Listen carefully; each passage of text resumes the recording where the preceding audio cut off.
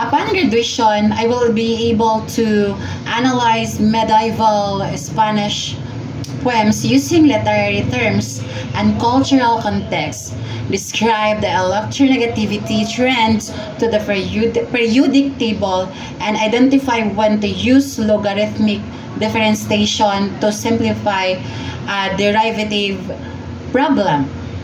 Despite knowing how to execute these very particular tasks, I currently fail to understand how to change a tire, how to do my taxes efficiently, or how to obtain a good insurance policy.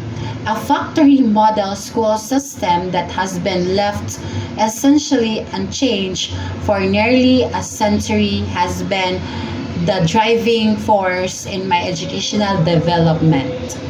I have been in conditions to complete tasks quickly, efficiently, and with an advanced understanding.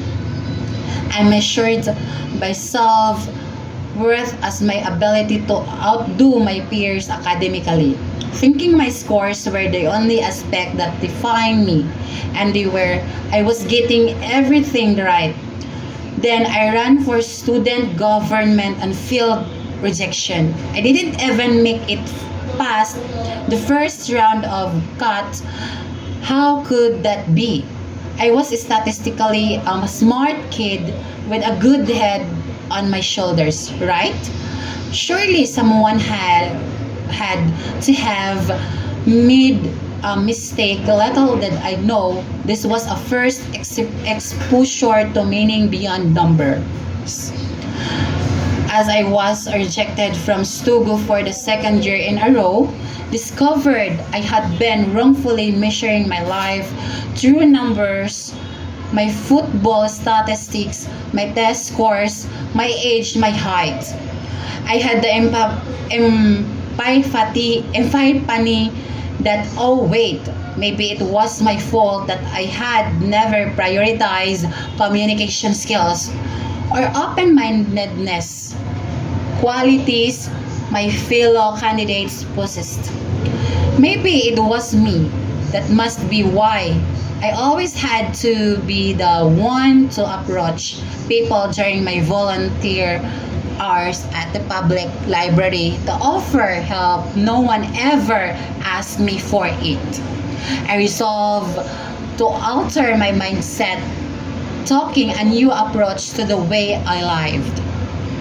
From now on, I would emphasize qualitative experiences over quantitative skills.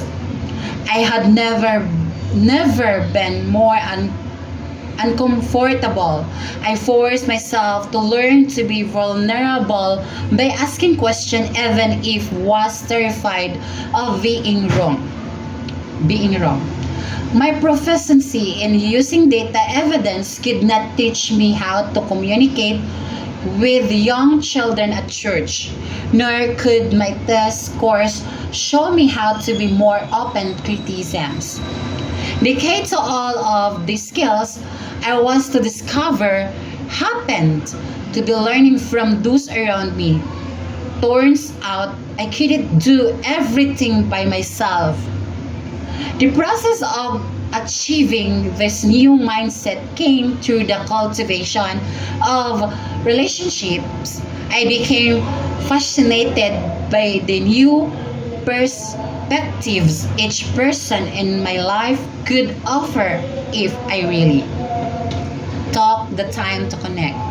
Not only did I improve my lesson skills, but I began to consider the big picture consequences my engagement could have.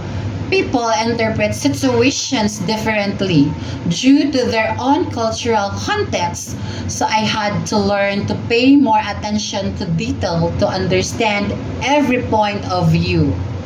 I talk on the state of what I like to call collaborative independence, and to my delight, I was elected to Stugu after my third year of drying. Not long ago, I would have fallen apart at the presence of any uncertainty As I further accept and advance new life skills, that more I realize how much remains uncertain in the world. After all, it is quite possible my future job doesn't exist yet, and that's okay. I can't conceivably plan out my entire life at the age of 17. But what I can do is prepare myself to take on the unknown, doing my best to accompany others. Hopefully, my wings continue enabling me to fly, but it is going to take more than just me and my wings. I have continued putting my faith in the air around me.